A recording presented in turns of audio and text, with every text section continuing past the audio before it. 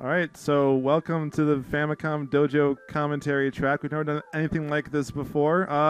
This is Sean Orange. And this is Vink, Yes, and we are watching Popeye right now. yes. Where does that sound effect come from? If I told you, we might get sued. Oh, okay.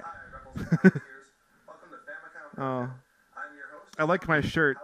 Yeah. I bought that at Six Oh Flags my Great gosh, America. Look at that pile of futons. That was taken at Vink's apartment, his old apartment, when I was there in 2006. This is like old video. All the clips of Vink are from 2006. Yeah.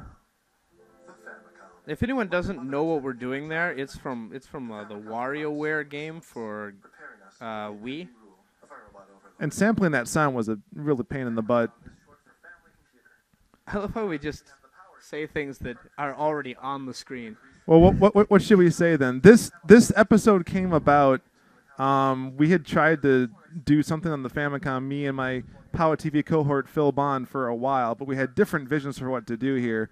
And eventually, Kevin came along and said, "Hey, would you like to do some stuff for Four Color Rebellion?" And I'm like, "Sort of ish," because I kind of got to do stuff for Powit. So we conceived of this joint TV show. And for the first episode, since Kevin didn't have a camera, I was going to just splice in old footage of him. Yep. So this is the result. I'd like to point out that I think the part where you go doesn't activate a light but exposes orange paint for some reason is one of the funniest lines in this whole series. It's true though. Yeah. It's awful. Orange paint. That's the floor of my apartment right there. Yes. Well, my old apartment. That was. This joke. I mean, it's a problem. Don't you throw your controllers in frustration? I guess. Well, going back to that floor, we actually made a Frankenstein Famicom out of some working parts and non-working parts. We had two Famicoms with each of them had something wrong with them. Hey, now you take credit for this here, but this is my voice saying snake, snake, snake right here. No, it's not. It is. No, it isn't. It's mine. It's not yours. It's totally my voice. No, I recorded that clip at Caleb's house onto a camera directly. Yes. Oh, really? Well, okay. Yes. You win then. I win. Nintendo released the Famicom in Japan at the same time. North America. I like it how you can't memorize a line for so long, so there's like clips in mid sentence. Right. Yeah, I almost do nothing in one take and very infrequently. Oh, I love that part. And it's true though. Yeah. We only answer questions on Famicom Denshi Mail. We know the answers to it. Right. So. And even then we sometimes don't really quite answer it. I know. This was actually a surprise to me about the Popeye thing. It makes sense though, given the time that the system came out. Yep.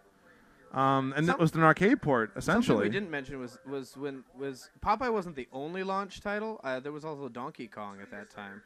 Oh, and that's they're kind of the same game. Pretty much. And Oh, we should really cover that someday. This is before we added subtitles. yeah. Well, see, this is going to be a one-off joke. The talking consoles thing, I just was having a field day just trying to think of all these crazy ideas to put in this video to make it watchable. But people really like the talking consoles. So much more than us. That's the problem. Yeah. I've been told that the attempts at humor aren't so good and that they don't like to see us on screen talking. Yeah, well. So what do they like about the show? The information, mostly. I suppose, yeah. Well, people complain about the humor. Isn't everyone? Yeah. I should point out. I love that zoom in right there. It's so ominous, HAL-like zoom in on the red light. I'm sure we'll follow up with that at some. No, we won't. No. But that battery thing we do follow up on in Denshi Mail, which is technically part of season 2. I don't think we've admitted that yet. Well, we did now. Now we can't take it back. People keep asking us when season 2 starts, and if you've been watching Denshi Mail, you've already seen it. Started. Ooh. This is my only contribution to this episode. Me going like, "Ooh, it's pretty," and waggling my power glove at the screen. I mean. Now, to be fair, your comment about Wrecking Crew gets the most laughs every time I show it at a convention. It's not even that funny though, but well, you'll see for yourselves if you haven't already, and you'll laugh. Well, for the most part, the research is done by both of us and the internet. So Yes. That bit about going on Wikipedia to find the answers is not entirely untrue. Not entirely untrue. When you're holding it like that, I always think you're going to take a small bite out of it. Well, it is delicious. Yeah. Not only could you save your games, but if you got tired of the game that you had, This was so fascinating that we actually ended up doing more about Zelda in the next episode. Would anybody really get tired of a game they had paid money for, though? I don't know. Maybe this is the collector's instinct in me, but Right. I think writing over a disc is just horrible. Like, oh Right. man, I want to read a different book. Maybe I can write over this book I'm reading. Well, this was like Oh, what, here's the early line, here's the 80s. line. Let everybody hear it. All right. this is the weirdest Zelda game I've ever played. And it was. This is a true story, by the way. The Famicom Dojo store in Nakatsu, Japan. There were some discs that had different games than what was on the label. So, but Hero is so great. Yep, Hero's wonderful. He replaced it without a problem, and I never complained, but he's just like, oh, I'm so sorry. It's very. Yeah, he almost killed himself just in front of us, like Yeah. out of shame. I know. That's Disemboweled Japan himself for right you. there. And this. This was great. I, Man, knock it off. You know what pins ain't compatible? Our first innuendo. It brings back so many memories. and that's it for episode 1. Yep, that's it.